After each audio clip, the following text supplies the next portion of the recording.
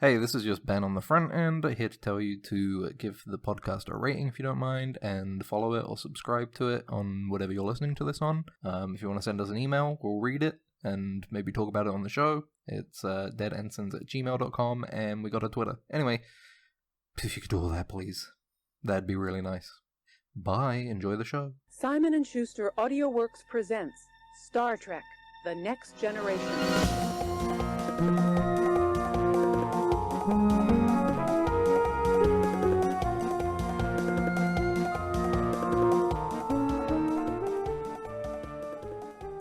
Alright, cool.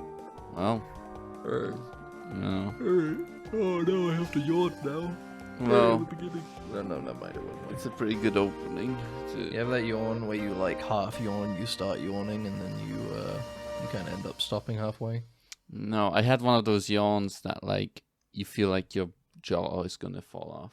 You know, that sort of yawn. Yeah, a little bit. Yeah. Yeah, but it's a good. You know, it's a good thing to like get our audience energized by getting a yawn out. You know, getting them to Sure. yawn I too. mean, if it's not good enough, you can just cut it out. Yeah, you can get And then that we can go into yawn a out different bit. and have Let's do a different- get them let's do a different bit. oxygenated. You know, did you know that's what a yawn is to get your Oxygenation. brain Oxygenation. It's like a type of breath, basically. You kind of like, you know, you're just like taking a deep Let's breath. stop talking about yawning because it's going to make me want to yawn. And then if we're yawning, everybody's yawning. Yeah. I So know. we'll have to avoid yawning, even though I like can feel it. I like feel it in my ears. You know. You feel it at the back of Like- your throat. Yeah, sort of more like the back of my throat connecting to my ears. Mm-hmm. Like I can feel it being like, oh, it's gonna come out. The gills that you have, You want to do it? the gills you have on your neck. That's where it comes from. You know, Yep. As you didn't have to bring up my gills. as but Ben is a merman. now If it everybody's is. aware of me being a freak. Yeah, but that's the thing. You're so well hidden. They don't know. They don't know that you're a But merman. now what the fuck? Now they do. They'll try to look for you. You just but outed me. They're gonna have to try to dox you.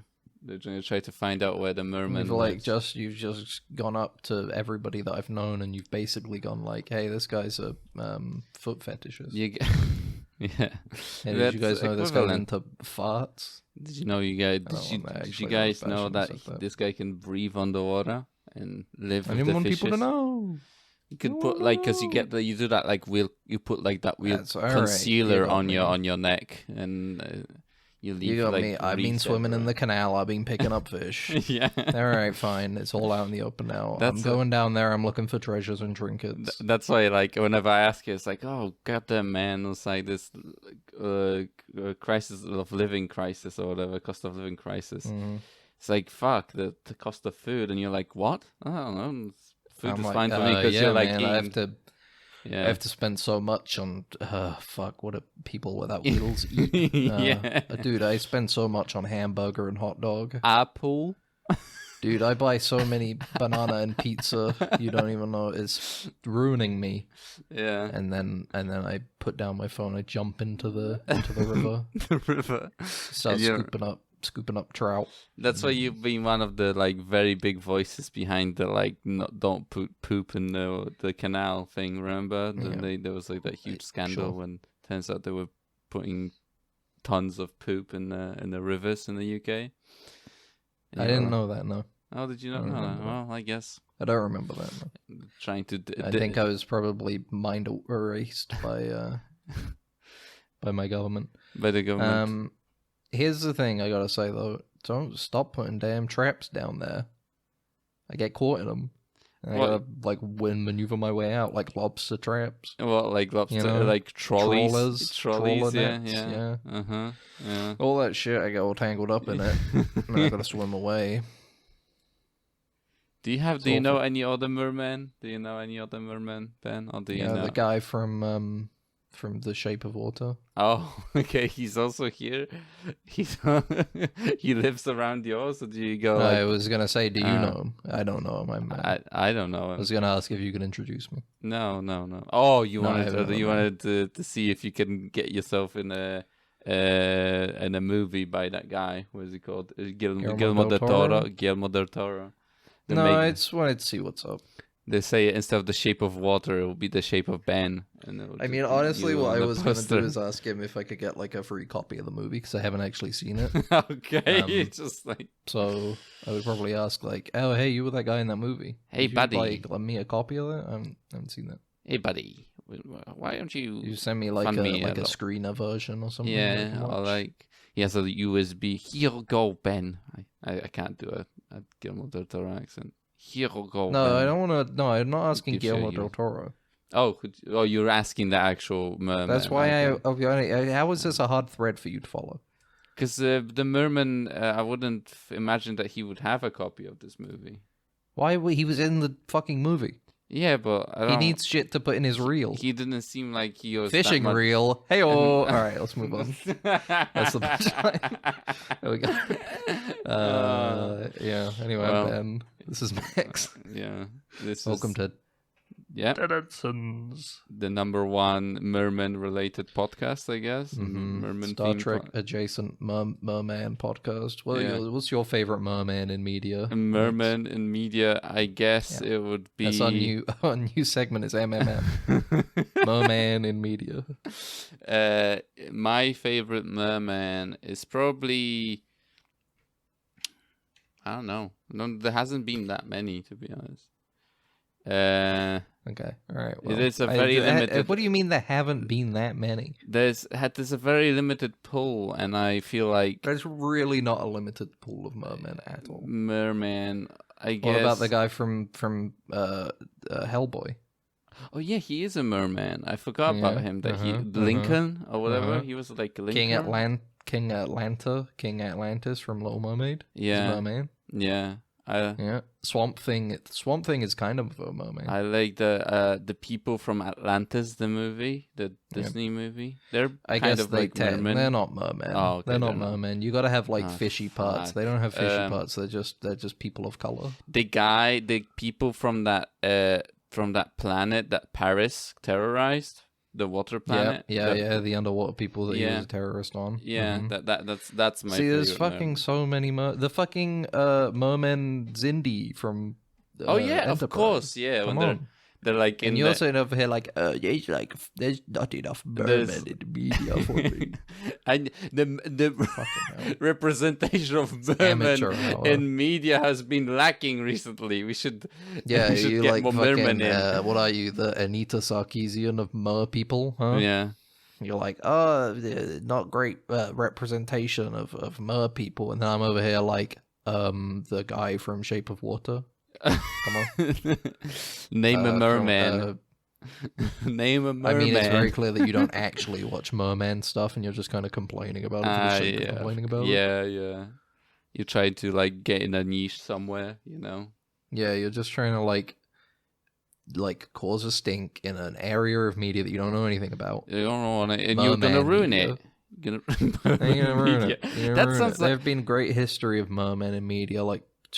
Creature from the Black Lagoon. Yeah, that is merman. Yeah, Ocean Man. Ocean Man, probably a merman. You could safely assume that Ocean Man is a merman, right? From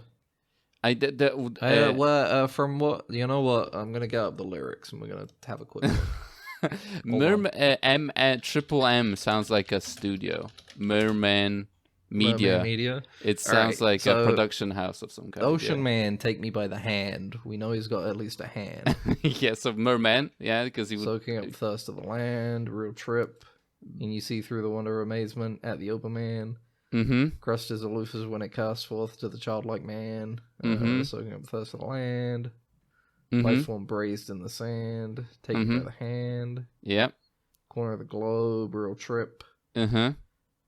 I don't. The song doesn't really make it clear if he has any. But yes, the arm. We only know the "take me by the hand" thing. I guess he could take you by the hand with a claw. Too. I think. Here's the thing. Ocean Man is, I believe, like a guy. I don't think it's like a. I don't think it's like a. We should tweet the Ween brothers, to ask them about it, if the Ocean Man is a merman. Now, some kind.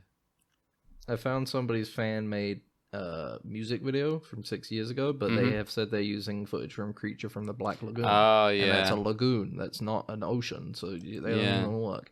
My conclusion is Ocean Man is I think he's just a guy who like lives by the ocean. Hangs out, by the ocean. Like he spends all of his time on the beach, getting tanned. He's got surfer bro hair. Because there's a lot of language about that, about getting tanned. Yeah. You know? Take me by the hand. Crust. I'm getting tanned. Lead me to the land that you understand. And he understands the beach. The Ocean Man. So, yeah, no, Ocean Man is not a merman song. Proven. Myth busted. Myth busted. Max, how was your week this week? Merman busted. No, it's fine. Mer busted. I'm fine. I watched.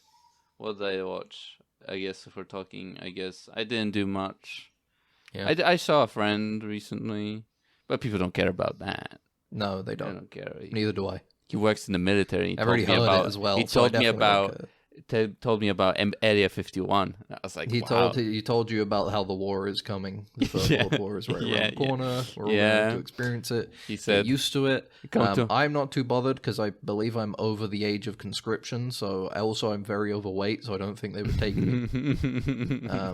I would imagine I'm good in that regard. If the war starts now, my ass is going to prevent me from going.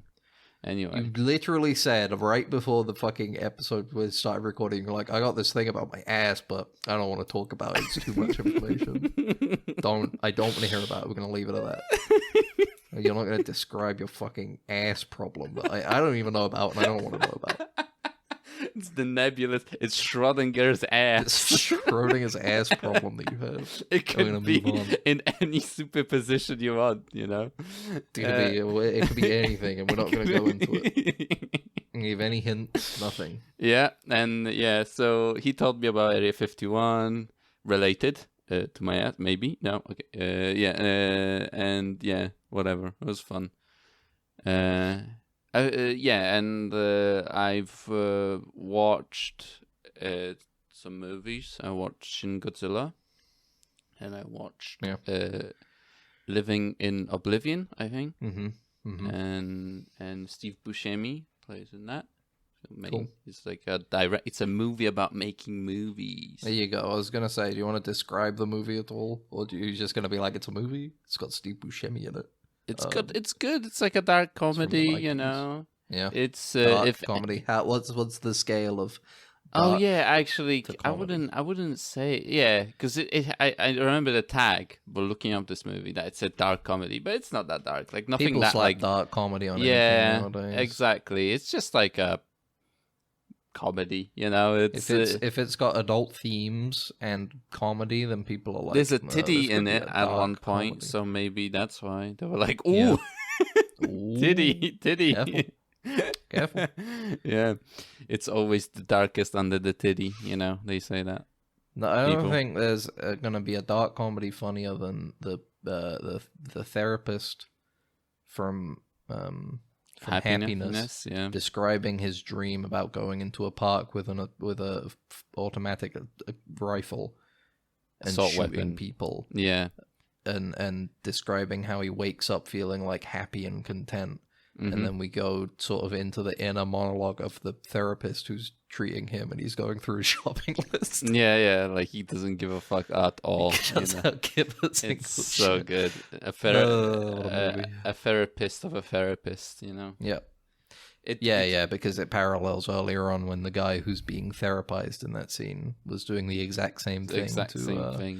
To Philip Seymour Hoffman's character, you know, and it's like, you know, diminishing returns. The more therapists you have, the lesser the effect of the therapist. So the movie was about making movies. Yeah, and what happens? It's like, you know, it's like about how hard it is to make movies. You know, in general, like everything. I don't want some nebulous like, oh, it really at the heart of it was about love.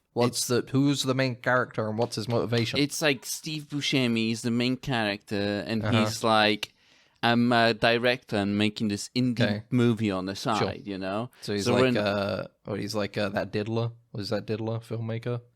You know, Which one? Hey-yo. Woody Allen. Oh yeah, He's like a Woody Allen New York filmmaker kind of guy. No, it's a bit later. Like I think because like the Woody Allen was like what, like the 80s, 70s, like this sort of thing, right? Sort of that kind of whatever. Yeah, and this is like 90s, you know, Uh-huh. sort of thing. I think right 90s. Yeah, I think so.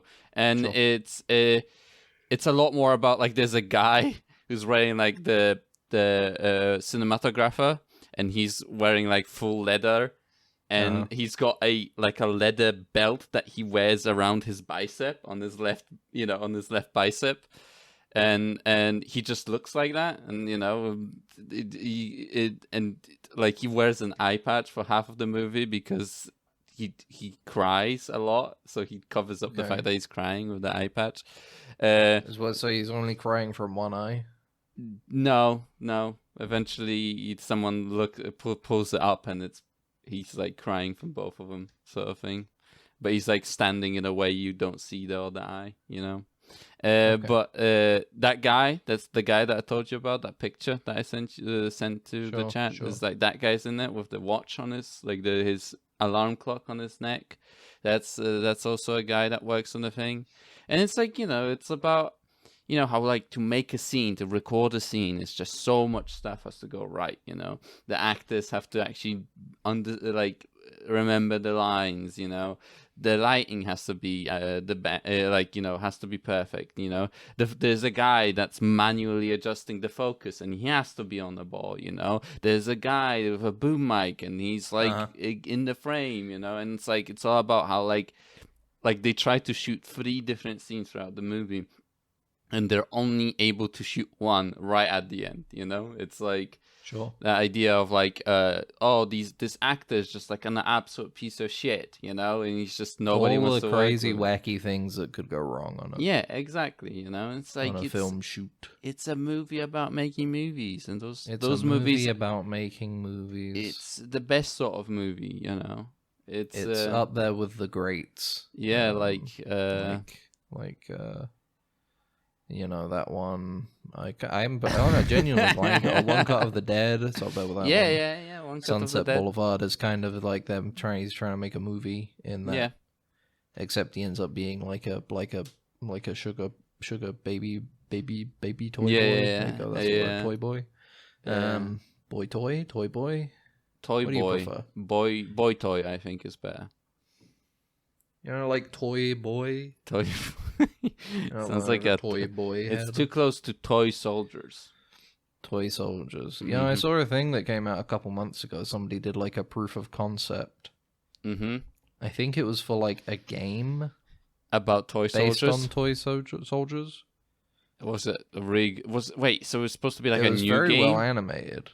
Oh, it's okay. So someone made like a little. It was in Unreal, I think. Okay. It was in Unreal. Very well animated. The designs were cool, but the issue was that they were too cool designs for toy soldiers. Yeah. Like toy soldier designs were supposed to be like, they look like shit. Yeah. They look like an adult looking, like trying to come up with like, what does my kid play with? Yeah. Yeah, he's got like this army man with a fucked up face and a giant gun, and this weird dog alien. Yeah. Did you know? Looks like shit. Did you know that the scene at the beginning where they print the toy soldiers, that's a resin printer. That's like one of the early prototypes of a resin printer. Like, did you know that? That's a trivia right there. Did you know that Phil Hartman got shot after making that movie? Rest in peace. I think that's another thing that I think the trailer didn't quite get, is that the original Toy Soldiers is a comedy. Yeah. But definitely. This trailer was like, yo, these toy soldiers are badass.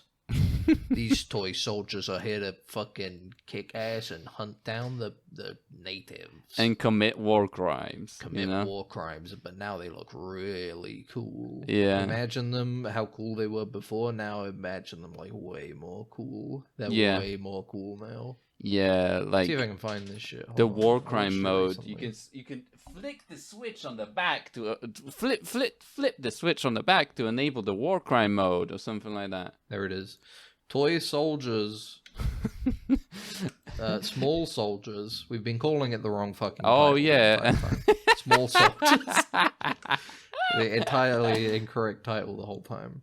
Oh shit! Small They Soldiers. Cool. War for the Necron. They have a Warhammer 40k designs. I don't think this is entirely. I don't know if this is entirely official. I think it's just like a proof of concept.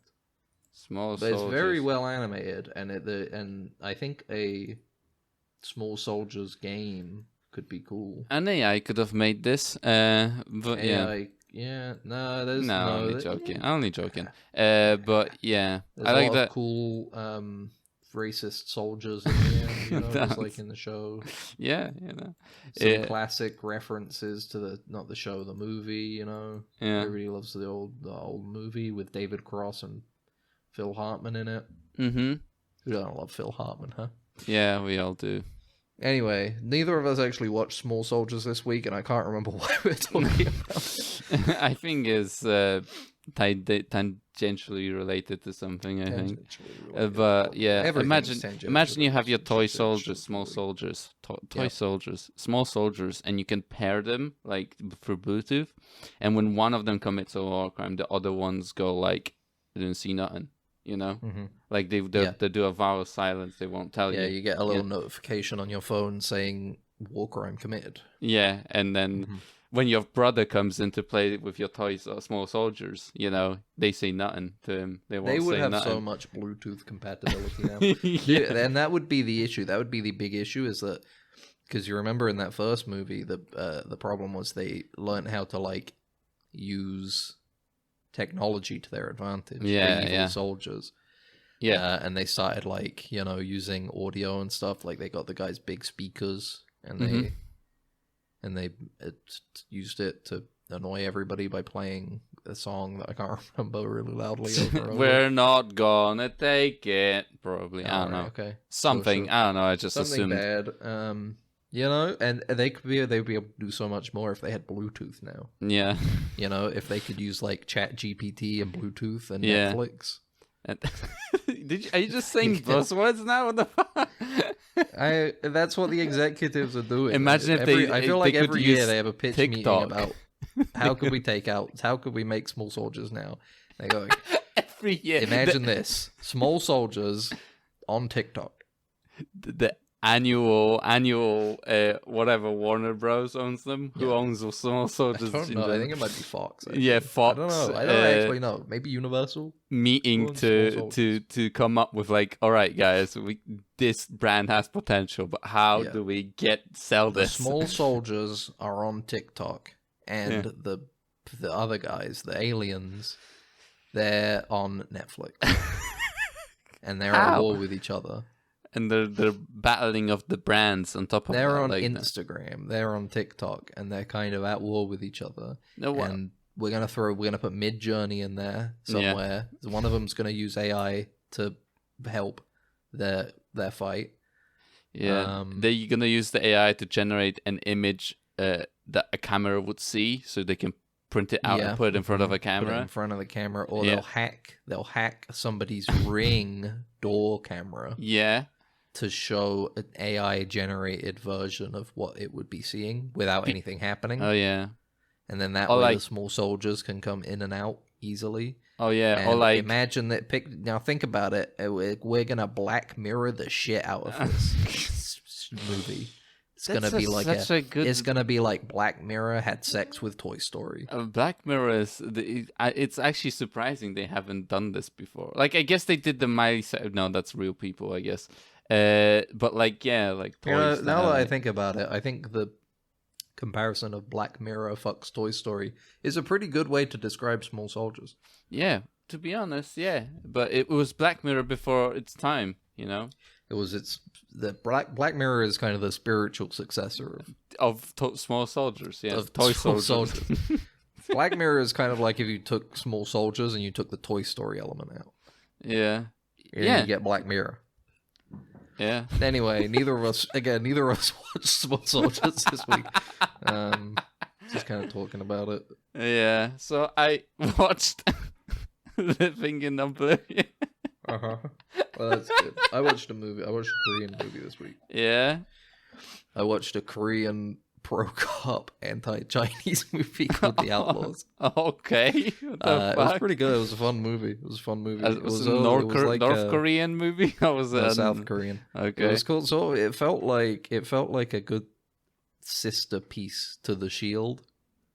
Mm-hmm. You know, in that it's about a big cop on the streets who doesn't give a shit and busts heads and stuff. Oh, I've watched that it's movie. kind of a little bit of a piece of But shit. I think it's I got watched... the guy from Train to Busan in it. Yeah, you know, the big he's the guy, main the character. wrestler, yeah. The But big I'm not character. sure if I think I must have watched like the third one or something like that. Not The in the sequels are called The Roundup. I'm gonna There's describe the beginning Roundup of the 1 movie. They and like Roundup 2. kidnap a guy in like Taiwan or somewhere in the middle of a field. They drive him out, and they're like, "Oh, you got the money for like some construction investment," and he's like, "Yeah, sure do." And then they take out like knives and just kidnap him, and then it turns out like, oh, he was like Korean, so they have to like no, so it's not that well, one. unless that's a Okay. sequel to this movie, I don't know. But that doesn't There's- happen in The Outlaw. I guess it's the third It's one. Then. Outlaws. Yeah. This movie has it's all set in like the little China area of Korea. Mm-hmm. Prominent little China area where there are a lot of Chinese Koreans and then Chinese Korean gangs. Oh, cool. And the movie starts and they kind of live in a delicate balance where there's one super cop is obviously in charge of them, you know? He's kind of like if there's a bit, if they ever like, it's like it's like a Quark Odo kind of thing where it's like, I could get rid of him, but then some other guys would come in. It's better that I just try and keep them in control. You know? Yeah, I already know these guys. Keep them in check. Yeah, exactly. It starts out and there's like a guy, one of the gang members has been stabbed and they're about to like go and fight each other. So he abducts the two gang leaders and he puts them in place. And he's like, you apologize, accept the apology. And he takes a picture of them. He's like, all right, we get out of here. Go on, scat. Yeah. Mm-hmm. But unfortunately, some really evil Koreans are coming in, and they are psychopaths. Up until now, it exists in a fun. Up until now, this area exists in a fun, cartoony crime place. Equilibrium. Where it's like, an equilibrium. You go over, the gangs are extorting. They go up to a place. They'll probably go up to a place. They'll be like, hey, you need to give me 500 money protection. And the guy's like, no, I don't, you're stupid, haha. And then he comes back with like 5 other guys, and he's like, all right then, here you go. You won me over. Yeah, how about this one, though, 300 or something, you know, he starts But unfortunately, these insane psychopaths come along, and they're like, you need to give us all this money, and they're doing their bit of like, I can't afford that. What are you talking about? No, I'm not going to pay you that much. But then unfortunately, they instead of like getting the other guys, they just like attack them immediately. Yeah, they just stab him. So it's no longer fun crime. It's no longer fun Chinese Korean crime. It's now serious evil Chinese Korean crime. Yeah. How dare and they the police, escalate? this small police outfit, they just can't catch them because they're like they think they have them. They slip away, you know. So they have to show all of the other Chinese Koreans that the police actually have all of their best interests at heart. Yeah, so that they have to show the fact that like they have to work outside of law. The police. They need the help of the citizens to be like a neighborhood watch essentially. So if they ever see these 3 guys doing fucked up crime and stuff, take a picture of it, send it to us. You know, let us know what time. Yeah. Don't get involved. And it was very much like, because it's like the comparison to The Shield for me was like the main character's not like corrupt. It's not like he's taking money on the side and stuff, you know. Mm-hmm. But it's more like he perpetuates the system of like safe but continuous crime. Yeah. Not really safe either, because now that I'm thinking about it, they talked about how there are lots and lots and lots of stabbings in this area all the time. So it's not like it's safe, but there is an equilibrium, and they perpetuate the equilibrium. And the movie is less about stopping the crime and more stopping the new, scarier crime, so we can go back to the older, safer, scarier crime. The movie is actually about the fear of the unknown. In reality, it's a Lovecraft story. A little bit. It's like the eldritch Chinese coming. It's sort of like, look, you invite these Chinese people into Korea. the movie is saying. You invite them in, and you gotta expect that there's gonna be some criminal activity. So you gotta keep it in check. But unfortunately, like an invasive species of super criminal have come in, and we need to put an end to them so that we can go back to our safer crime equilibrium. This is like it is literally like someone doing like an ecological survey, but for crime, right? You know, exactly. you don't want to shoot. You know, you want to kill the wolves, but you don't want to kill all of them, right? Because you know you need to keep it in balance. Despite all of that, though, I had a lot of fun action and fighting, and it was cool. So, good movie. I'd recommend it. Give it a watch. It was fun. The Outlaws. Propaganda, the Korean propaganda. It's fucking propaganda. It's such a stupid word at this point. It's great. I love propaganda. It's evolved from being like something that is obviously like kind of perpetuating the idea of like the necessity of over policing to just being like it's a media about cops. Yeah, Disco Elysium is propaganda. Yeah, it is propaganda. And what's it called? I wish Disco Elysium are like the most pussy propaganda ever. I wish the movie. I love how much in Disco Elysium they talk about how the cops don't really have any fucking power whatsoever. Yeah, they're just like a local militia. I wish. I bet in the Mario movie that I haven't watched, whenever they do like Bowser's doing like propaganda, it's Coopaganda. Coopaganda? That's a good one. Coopaganda. That's a good one. I have to say 7 out of 10. Yeah. I think the lead into it was a bit weak. And yeah, because you were talking over me. That's true. That's fair. I can't. But even then, it's like when you actually got your moment to like yourself. Yeah. You felt a little bit flustered. Yeah. Like you hadn't quite gotten the through line perfect. But it was a solid bit. So it was a solid bit. Coopaganda. Coopaganda. Yeah. Not bad. What is he called? Where's Toad is like, that's just Coopaganda or something. He walks away. I guess they don't talk like that in that movie, do they? They don't talk like that, do they? You ever think about Toad in the movie and he sees some Bowser propaganda? I think it might sound a little something like this. Like this?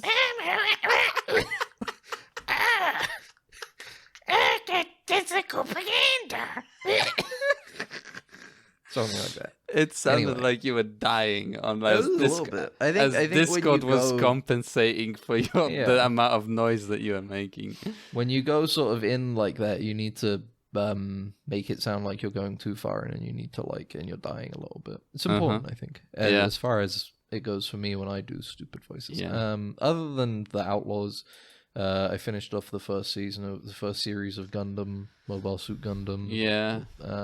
Fun, good.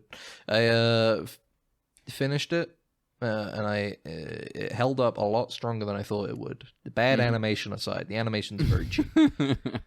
But in terms of the characters and the story and stuff, everybody evolved and was fleshed out quite well by the end. Yeah, the main character. I was sad to see him go. I was getting emotional.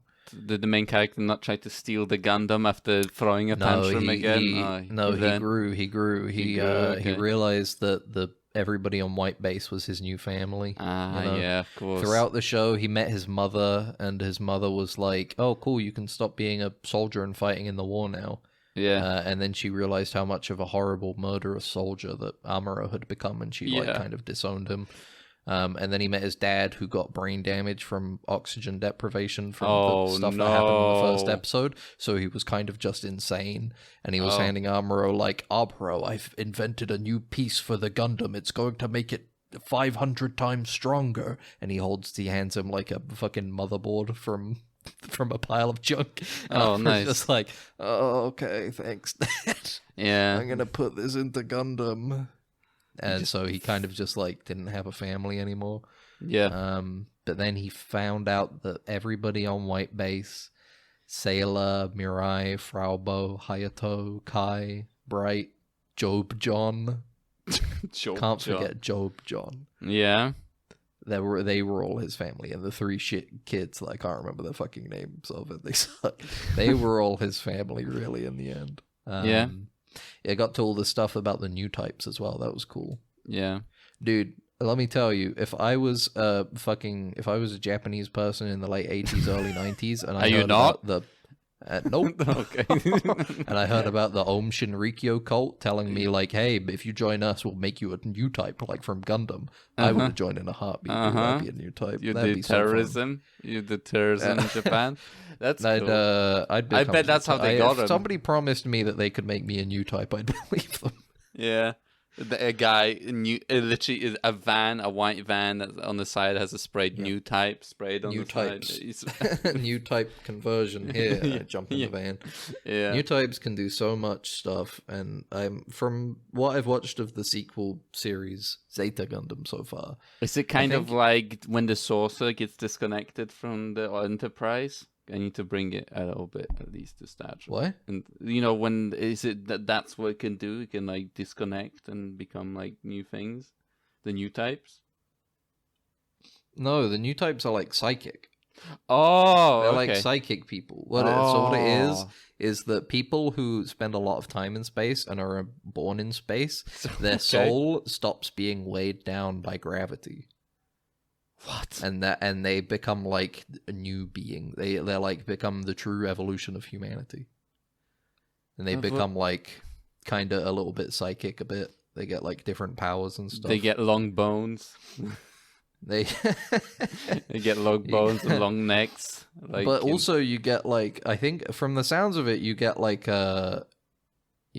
guaranteed like Gundam. You get no guaranteed like what's the word? Like a soulmate. Boners. Yeah, I guess that's basically it. It's like every time you meet somebody who is also a new type, they like have the opportunity to become your soulmate just because you're new types and your brains like connect. So it's like inbreeding. They're you get the inbreed. Basically, this is like some weird like German aristocracy stuff. Oh, dude, there was a point when one of the sons of the Xeon leader was talking about how like we need to kill all of the new types, and his dad was like, you sound a lot like this old person who used to be on Earth called Hitler. And he was like, Hitler, eh? I like the sound of this like the side of that guy. I like the cut of this guy's jib. You know what? Call me a Hitler fan. I like the idea that his kid told him that. Like, the dad was saying it to his son, and the son was like, I like the sound of that. This guy sounds cool. Yeah. You know what? Consider me this guy's follower. I'm a Hitler fanatic or something. Hitler follower. A Hitler and stan. then he shoots a giant laser beam and kills his dad, and then he gets in charge of the Xeon Empire, and he starts to go like, yes, we must all kill the new types. Hail Xeon. Hail Xeon. Nice. Oh man, it was great. And then he got shot in the back of his head by his sister, because his sister was like, did you fucking blow up our dad with a super laser? And he was like, maybe I did. It's a chain of vengeance. So she shot him through the head. She was the leader, and she was the last child left of that guy. And then right at the end, Char pops up while she's trying to flee in a ship. And she's like, hey, is that Char? And then Char fucking fires a super laser into the cockpit of that place, shooting her head clean off and then blowing up the entire ship. Nice. It's so sick, bro. Gundam rules, man. Gundam's so cool. How many more Gundams do you have to watch So much now? more. So much fucking more, dude. I would imagine, yes. I would imagine that there's a lot more Gundams to watch. Dude, there's another, like, 2 seasons and a movie just of, like, this current, like, storyline that I'm watching. Yeah? Like, at the moment, I'm watching Zeta, which is, like, 8 years after the first Gundam series. It follows this kid called Camille, who is, like, legitimately, like, an insane psychopath. Dude, in the first episode, okay, here's the thing. I'm not going to embellish anything here. I'm going to tell you the sequence of events for Camille to establish his character in the first 2 episodes, okay? Yeah. So bear in mind, I think what they're trying to get across here is that he has, like, an inferiority complex, and he overcompensates by being, like, very aggressive and tough. You know, despite being small and having a girl's name. He goes to the space dock. There are some super Chad soldiers, part of a unit called the Titans, who fly in Gundams and protect the world from Xeon remnants, or protect the Federation from Xeon remnants. Camille is with a girl called Fur, and Fur says Camille's name, and one of the Chad guys called Jared goes, "Oh, did I just hear a girl's name? Is there a pretty girl around here?" Yeah. And then he sees Camille and he goes, "Oh no, it's just a weird, gross little boy." So Camille goes into a fucking blood rage, jumps the barrier, and then starts beating the shit out of the soldier, and then he gets arrested. Cut to later on, he's in the fucking interrogation room, and the police officer is talking about how he can't attack Titans, and what do you believe in the AUG, the Anti-Earth Union group? Those guys are insane, and Camille isn't saying anything. And then his family lawyer comes in, and he's like, "Camille, you're free to go. Your mother is outside. We talked to the police. Everything's okay. You're gonna slap on the wrist, but you're free to go." Yeah. And the police officer is like, "Yeah, you need to stay in line, kid. You need to stop acting like a little child and grow up." And then Camille goes into another blood rage and starts beating up the police officer. I sense a pattern in this. Yeah, character's... and then here's the conclusion, all right? Third act. This is in the second episode. Camille, the what's it called? Like the space colony that they're in. Okay. White base or whatever. No, not white. This is just a space colony. This is like side 3 or something. I can't remember what it was called. It was called like green tree or something. Green side maybe. DS9, sure. Camille is they're under attack because the Gundam Mark II is being stolen by the AUG. And they don't know what to do. Camille goes towards the action. Yeah. Okay? Because he's following where the action is. He's following where all the police and all the military are going. He sneaks into the hangar where one of the Gundam Mark IIs is. Everybody's like, okay, we need to get this specific person to pilot the Gundam Mark II so they can stop the AUG from stealing the secret Gundam that we're building, right? Yeah. The other Mark II.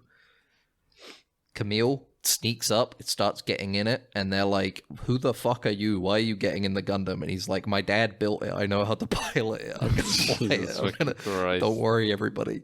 He gets in it and starts getting up, and they're like, "Well, we need to take it, but we can't now because it's moving around. That's too dangerous. We need to get out of here."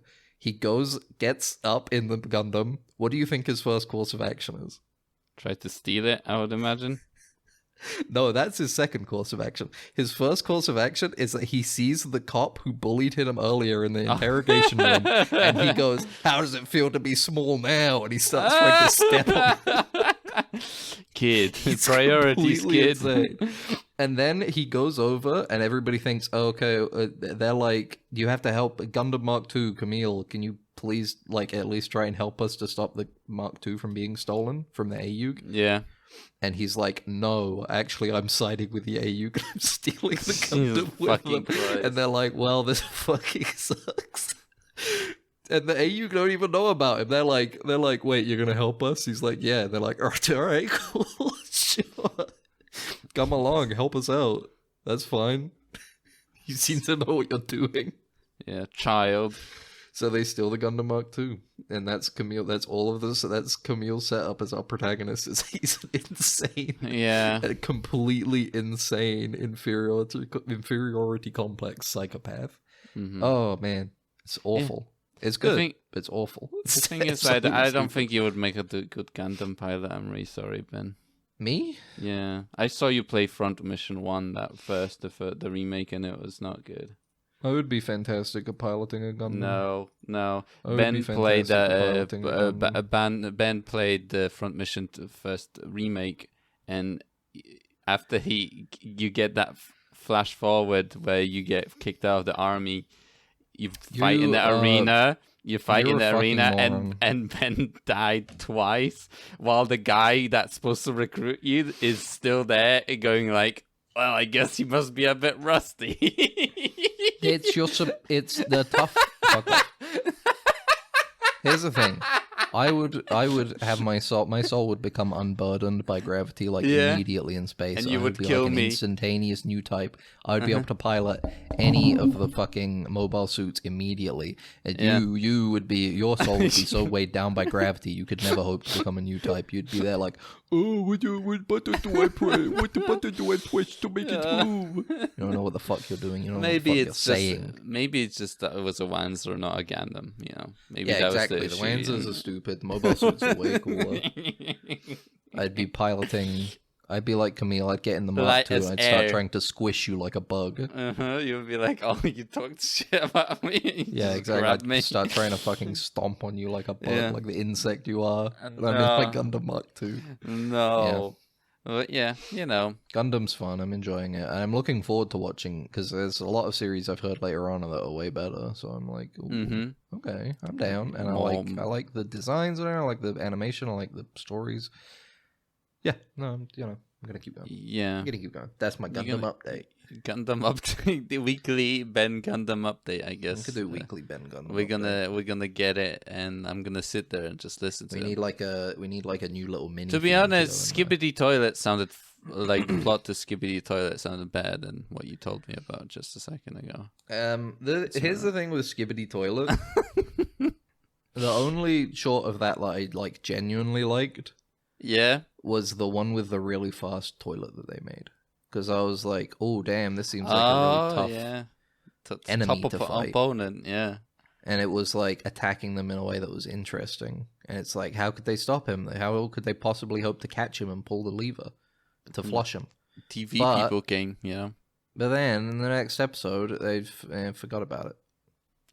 Yeah, they didn't pop up again, you know. Didn't come up again. It was stupid. He was a prototype. He is like a Gundam Mark II, you know. It's like the scariest Skibidi toilet they had. Skibidi Toilet. And they didn't use him. They didn't utilize him. We need to make a tier list of Skibidi Toilet enemies. We could do that. We'll do that on stream next. We'll do our Skibidi Toilet power tier list. Tier list, and then we can... Who's the strongest? Who's winning the Skibidi War, the Skibidi Toilet War? Yeah. I feel like if we had talked about that last week, we'd have been right on the cusp. Yeah. That would have been cutting edge, but now it's everybody's moved on from Skibidi Toilet already. Listening to Skibidi Toilet is like getting updates from the front lines while you're at home with your family. Skibidi Toilet update. Yeah. Yeah, it's like the TV updates from like Vietnam, the 50s. It's just like good morning, Skibidi Toilet. And we would have Robbie Williams would be like a guy with a speaker for his head, you know, or something. Yeah, he would be a speaker guy.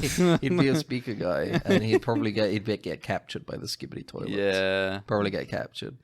The thing I noticed about it though, structurally, is that it really is just like 3 episodes. The Skibidi Toilets are ahead. 3 episodes, the camera guys are ahead. Yeah. 3 episodes, the Skibidi Toilets are back ahead. It's 3 episodes, the camera guys are back up ahead. It's like quick to watch, and it's like nothing. It's nothing at the end of the day. I can't even be like, oh, this is bad. But it's like looking at the views, it's it works. It works. It's apparently very good if we're basing it on popularity. But then, honestly, YouTube Kids stuff is just like a complete crapshoot. If you just pump shit onto there, it might just get picked up into the algorithm and YouTube Kids will just start forcing it into children's eyes, slowly like ruining their brains. That'll be why doesn't anybody? I haven't searched online. I bet someone made like bootleg T-shirts of Dead Ensigns. Dude, 100... Dead Ensigns. Yeah.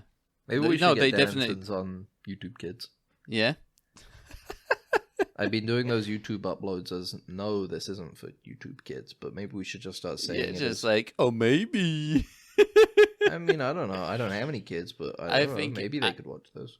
I think it was, I don't think our long videos would probably pass even like the first film. Yeah. Probably not. It has to be under 5 minutes. Has to be bright colors. We'll work something out. We'll get big on YouTube Kids. Yeah, we'll get big on YouTube Kids. But for now, the king of YouTube Kids is Skibidi Toilet. They were like fucking biggest YouTube shit like last week or something, right? They like beat out all those other super huge YouTube channels. Yeah, all the other channels should start doing Skibidi Toilet, like, They probably will. They'll probably do like Finger Family Skibidi Toilet. Yeah, but the thing is Baby Shark Skibidi Toilet. But the thing is that it's actually harder to copy Skibidi Toilet because it actually takes some effort to make stuff. Make those animations. No, you don't understand, Max. You don't understand. What they're not copying the they're not copying. Oh, like, they're just the names. They just copy they put the characters in and they go skibbity toilet, color, skibbity toilet, pregnant Elsa, learn spider colors, skibbity toilet, and then it'll be the same like generated stuff, but skibbity toilet models going red, skibbity, yellow, blue. Mm-hmm. So yeah, skibbity toilet. What more can you say that hasn't been said? Yeah, I feel like everybody started last week being like confused by it, and now everybody's pretty much just accepted it as reality. Just YouTube poops. It's like fucking Gmod videos. It's nothing. YouTube poops, I think, are closer. The thing that is like, I feel like it's much more closely related to maybe YouTube poop and sensory videos more than Gmod videos. It's like but like that's bullshit videos. Like they were quite similar, to this shit, But yeah, I've watched something that was similar to Skibidi Toilet, which is Shin Godzilla. Oh yeah, yeah, it was fun. Shin Skibidi Toilet. Shin Skibidi Toilet. Yeah. Do you think G-Man Toilet would beat Godzilla? Probably, yeah, because he was like the boss, kind of, right? He was like... Yeah, and G-Man Toilet seems to have a strange sizing, because sometimes he's really big, sometimes he's not too big. He's like average sometimes, yeah, you're right, yeah. He's like one of the larger toilets sometimes, and sometimes he is the biggest I like skyscraper size. You know how they make those, like, size comparison things, where they compare different kaijus, and then they have Skibidi Toilet. Put G-Man Toilet in there. Let us know his height compared to Godzilla and Ultraman and all that. One last thing I'll say on Skibidi Toilet. TV head guy there too. One last thing I'll say on Skibidi Toilet. I do really like it at the ends of the ones where the cameramen do thumbs up at each other. I don't know why, but I like the little thumbs up animations. We need to bring thumbs up back. I give a thumbs up. I like doing a thumbs up. I don't think we've been doing it enough, and I think I love doing a thumbs up. Ever since people stopped doing the thumbs up, the world has gone.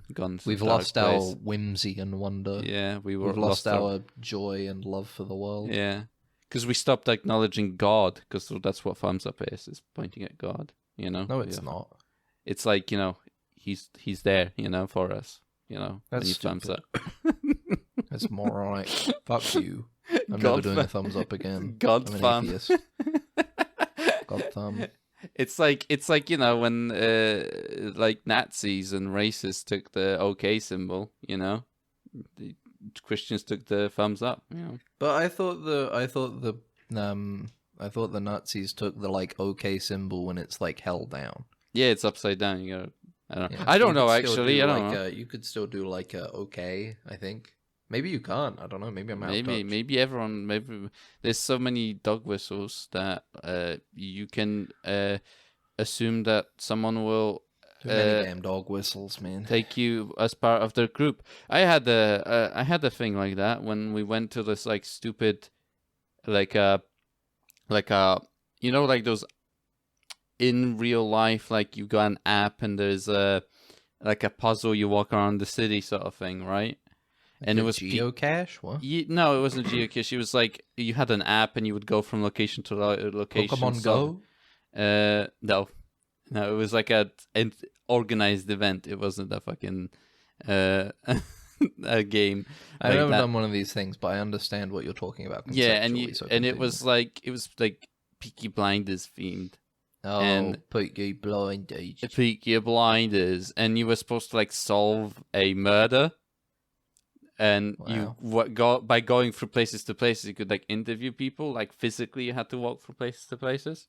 Yeah. And yeah, and I was wearing like Peaky Blinders style attire, Sure.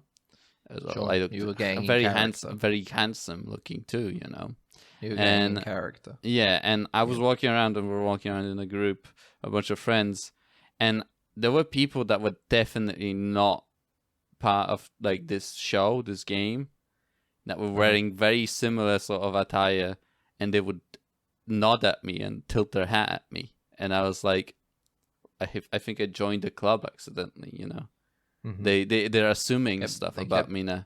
They kept doing this thing where they would like raise their hand up like a 45-degree Yeah, angle above their 45-degree head. angle. And I would like, and I'd do it back to them. I'd be like, okay, hey, Yeah, hey. like a strange wave or something. I guess. Yeah. I kept doing it back to them, and they'd do it back to me. And then, Yeah. Some people looked annoyed. I didn't know what was going on. Yeah, exactly. But you know, I sometimes just finished my Peaky Blinders day. Only then did I realize when I was watching the History Channel my gravest mistake. Yeah. Because it wasn't Peaky Blinders themed. I was actually wearing a full uniform made by full Hugo Boss. Hugo Boss, you know. And I didn't even realize until after. No. Well, I'm sorry that you accidentally signaled neo-Nazis. Yeah, I'm sorry. I guess it happens, you know. I mean, wait, why am I apologizing? You should be the one saying sorry. No, but you're associated with me now, so you also need to say sorry. No, I'm distancing myself now. It's too late. Too late. No, it's too not. late. Too late. It's not too late to throw you under Or the bus. I already know that you're a merman, so you know. Fuck. Shit. Which is also a Nazi experiment, probably. That's where you probably came from, right? They probably tried to sew gills on people, yeah. I don't think that's where I came from. I don't think I want to add that to the law here, but You like that fucking Nazi character from JoJo, the Nazi like fucking Stroheim. So yeah, you're like, oh, he's just an SS officer, but he's supposed to be like good. He's You're one like, of the good ones. Yeah, one of the good ones. Guess. Don't worry about it. Don't worry about it. Don't worry. Don't think about it. Some They didn't people all just know what was going on. Yeah, people Surely. just people, I guess, just really like the aesthetic. Hey, look, here's the thing. He wasn't in the camps. He was in Central America trying to awaken a guy. a god or whatever, Yeah. like some like godly creature. He's a Nazi in the way that Indiana Jones villains are Nazis. You know? It's like they're Nazi in name. I like the idea of You know, like yeah, they're not like showing the camps in Indiana Jones. you're like semantics, like definitional semantics of like, oh, that's not a Nazi. Like Wolfenstein, no, these are not Nazis. No. These I'm are not like saying they're not Nazis, but I'm saying in terms of how they are used in the media, they're not like Nazis. You know? yeah. I don't know. They're like the villains in The Great Escape Nazis, you know? Not like Schindler's List Nazis. They're two very different kinds of Nazis in media. But you can show get the Schindler's anything List like that, kind, you know. You can talk and then you about get it like you can talk about anything like that. You can Look, say what I'm it's saying not is, like what I'm saying is you have the American History X Ku Klux Klan, yeah. and then you have the Oh Brother Where Art Thou Ku Klux Klan with John Goodman. You know, Yeah, they're John two very Goodman. different Yeah. portrayals that create two very different ideals. You got the cops from The Shield, and then you have the police department in LA, you know? Oh, wait a minute. It's the same thing. Yeah, exactly. So you get it. Yeah, see, you have The Shield, and then you have Brooklyn Nine-Nine. Yeah. It's like, they're both, like, propaganda. Yeah. But, you know, one of them's kind of just like, oh, Andy Samberg, he's on a fun little sitcom adventure. Yeah. And the other one is like, Vic Mackey is doing hard drugs. Actually, I don't think Vic Mackey ever does hard drugs. Yeah, probably. You could just safely assume you've got the American Army from MASH, In but the you Shield, also have the I think American it's very clear Army. that Vic Mackey never does hard drugs. Oh. Shane does, because he's the fucked up kind of one. He's the fucked up Southern racist one. Vic Mackey has he's got the heart of gold, you know, behind his corruption. Behind his corruption, very He's doing deep. it for the good of people. He did a lot. He did a lot to kill that empathy that he felt for people. Yeah, Yeah. exactly. Yeah. You know, you got the American Army in MASH. Yeah, But you also have the American Army in like in Hurt Locker. Apocalypse Now or something like Yeah, that. You know. Apocalypse Now, you know, it's too. It's very like It's like comparing apples and oranges. Yeah. They may as well be different organizations if you compare those two instances of them in their portrayals in media. And that's why I'm like, look, Indiana Jones, JoJo Nazis are like it's like a different organization to like the boy in the striped pajamas, Schindler's List, Jojo Rabbit Nazis. You know? Yeah, exactly. In fact, you know what? No, I'm switching it. Jojo Rabbit Nazis are different from Schindler's List Nazis. And they're just kind of fun, wacky guys. You know? Yeah. And they're also kind of good at the end, I guess, because you got that weird guy that is... Well, you know, not all of them. Yeah. Probably like a whole group. That's what I got from Jojo Rabbit. And also, at the end, you just kind of have fun. You dance around. You have like a little dance party. And it's like, you know, don't worry about it. Yeah. You know, don't worry about it. It's fine. You know, Mom got killed. The camps. Yeah. All the child soldiers. Small soldiers, you mean? The Jewish girl that had to hide in your house. Yeah. And pretend to be a Nazi in order to survive briefly. Yeah. In front of a very funny Nazi Stephen Graham. Yeah, he was very funny. Stephen Merchant. Very funny Nazi Stephen Merchant. Mm-hmm. And they all say Heil over and over. Uh-huh. It's like, oh, these Nazis are so goofy. That was definitely how it was, and it was pretty funny, probably. It was quite funny. It was probably definitely funny if you were like there. That's the impression I got from the movie. Yeah. It's like, if you were there, you were probably having a bit of a laugh, you know? That's the impression I got from Jojo Rabbit. You know? Look, we're not saying they weren't horrible, but if you were in it, it was probably a bit of a laugh. You should ask your grandparents if they're from Germany. My grandparents are not from Germany. I know, not you, but in general, like, you know. Okay. That was very defensive. South America. South America, yeah. Yeah. It could go either way. Yeah, exactly. Yeah. Well, yeah. Anyway, check out Jojo Rabbit. What a film. In cinemas now, if you want to go now. See it. You should dress as one of the characters, probably one of the Nazis, to see, and see it. Because it's great, you know. You got Taika Waititi is playing as Hitler, and it's like, you know, oh, this is the exact guy who they wouldn't want to play Hitler. Yeah, and that's what makes it like funny. And you know, something because it's like he's sort of a goofy character, but then he gets like really scary later on, and you start to realize like, oh, you know, I got lost in it. It's almost like I became a Nazi because I was starting to go like, this guy's not that bad, is he? He's all right. Good thing that they had the little bit of a turnaround at the end. It's a good thing that they showed just to remind you, like, remember he's bad. You just nearly got caught up in it. Yeah, and I did nearly get caught up. You would have gone with that parabolic, you know, throw, you know, like right into Nazism. So close. Do you think there's anybody who like became like a neo-Nazi because they watched like 3/4 of Jojo Rabbit and turned it off? And wait, these guys lost at the end? Yeah, he didn't watch the end, so he was like, you know,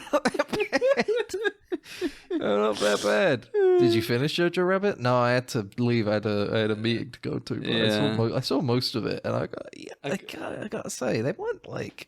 They did bad things, obviously, but they were a bit of a laugh, weren't they? Really. So, you know, it's clever because you remove their power by making them a joke. Yeah, exactly. But you have to see the punchline because if you don't see the punchline, you might start throwing punches at minorities. I love the idea. saw most of Jojo Rabbit, but not enough, and it's just like, you know, maybe just, you know, it's sort of a both sides sort of thing, isn't it? Really? Yeah, exactly. You know. Yeah, you know, that's how it is. You know, sees just the ending of Inglourious Basterds. He's like, I can't imagine anybody who does something like that. Like he sees the ending. And he's like, why are they doing that to him? Like, why are they carving a swastika? And that seems like kind of excessive, you know. It seems a bit much. Just because of a difference of ideals. I don't know.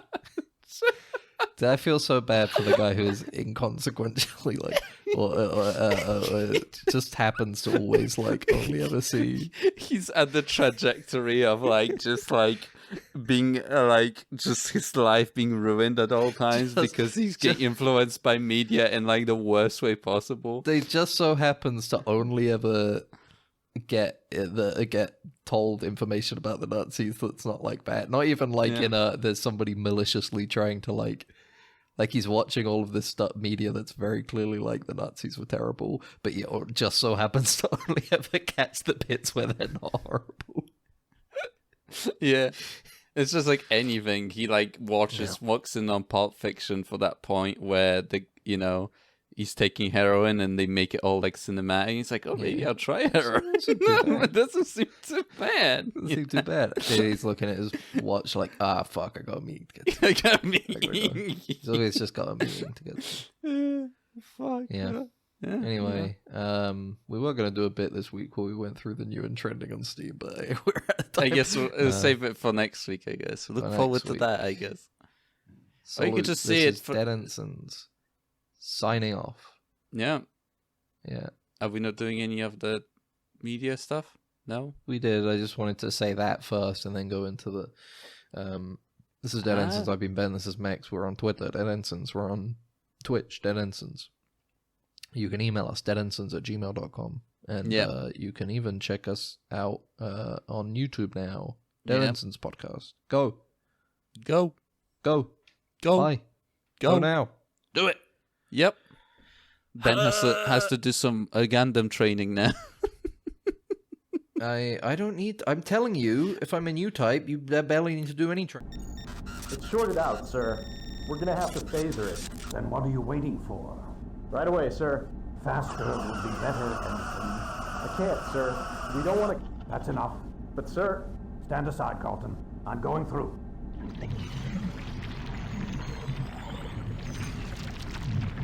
You're alive. Good.